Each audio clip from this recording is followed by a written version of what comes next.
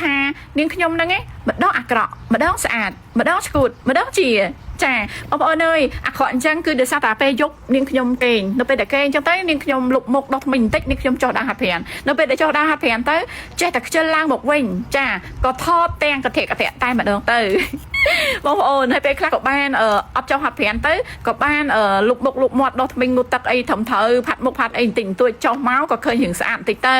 ចាហើយបើរឿងឈួតជាហ្នឹងតែប៉ុន្តែនាងខ្ញុំចូលចិត្តកំ pl ែងញែកញក់ទេដោយសារតែលោកប្តីនាងខ្ញុំហ្នឹងឃើញគេជេរខ្ញុំច្រើនពេកដោយសារតែភាពញែកញក់ហ្នឹងគាត់ក៏អត់ឲ្យនាងខ្ញុំញែកញក់ក៏ប៉ុន្តែពេលខ្លះក៏នាងខ្ញុំនៅតែចង់ធ្វើដោយសារតែបច្ចុប្បន្ននេះបងប្អូនដឹងហើយស្ថានភាពសេដ្ឋកិច្ចជុំវិញពិភពលោកបងប្អូនដឹងហើយចាតាំងពីកូវីដមកដល់ឥឡូវវាពិបាករកលុយខ្លាំងហើយណាឥឡូវហ្នឹងនាងខ្ញុំពិបាកចិត្តរឿងកូនចៅ10នាក់ដែលគាត់លក់បុកល្ហុងបុកមីបុកពោតរឿងស៊ុបតកកឈូសបើសិនជាសាំងបន្តឡើងថ្លៃកាន់តែខ្លាំងទៅវារៀងហានិភ័យដែរបងប្អូន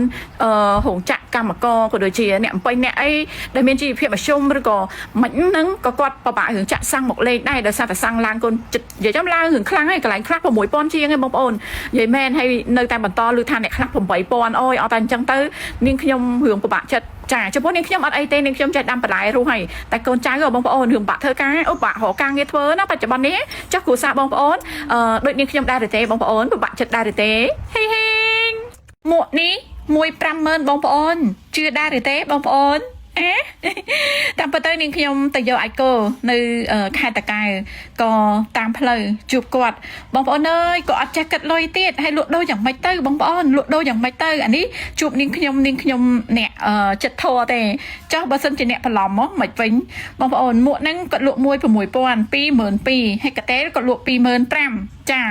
គាត់អត់ចេះបោកលុយអញ្ចឹងនាងខ្ញុំក៏ជូនគាត់50,000ចាតាមពិតទៅរបស់គាត់អស់តែ30,000ជាងទេនាងខ្ញុំជូនគាត់លើ10,000ជាងចាតិចតួចជូនបងផងណាបងប្អូនសូមឲ្យបងប្អូនជួបតែមនុស្សល្អគ្រប់គ្នាហេហេងអាណិតគាត់ពេកបងប្អូនអើយក៏ជួយទិញគាត់ទៅតាមពិតនាងខ្ញុំមានកតេលមានមុខអីចាជួយខ្មែរហេហេណាបងប្អូនណាស្អែកនេះជួបគ្នាទៀតថ្ងៃនេះអត់មានអីបញ្ចាំងទេគឺបញ្ចាំងទស្សនភាពគាត់ដើរលក់កតេលក៏ដូចជាមួកចាស្រុកខ្មែរពិតហ្មងបងវិនដឹងទេថារាល់ថ្ងៃនេះបងវិនមានគេចូលចិត្តបងច្រើនណាស់ណាចាអូនចាអរគុណបងដឹងតិចដែរអន្តាថាសំបីតអូនណាក៏ចូលចិត្តបងដែរអរគុណច្រើនណាហ្វេនជាទីគោរពរបស់នាងខ្ញុំបងប្អូនអើយសង្គ្រាមលើកទី3យើងកំពុងតែនៅក្នុងនឹងហើយបងប្អូននាងខ្ញុំដាស់តឿនបងប្អូនឲ្យបងប្អូនលក្ខណៈដូចថារៀនដាំបន្លែរៀនចិញ្ចឹមសត្វចាឲ្យហើយទៅណាដោយសារតែយើងជាអ្នកក្រចានិយាយចឹងទៅយើងអត់មានមាសត្រៀមទុកដូចអ្នកមានទេអញ្ចឹងអ្នកមានគេមានលុយសម្រាប់ដូរអាហារហូបចាដូចជាអង្គដូចជាប្រេងដូចអីចឹងទៅហើយបើសិនជាយើងអត់យើងត្រូវត្រៀមចា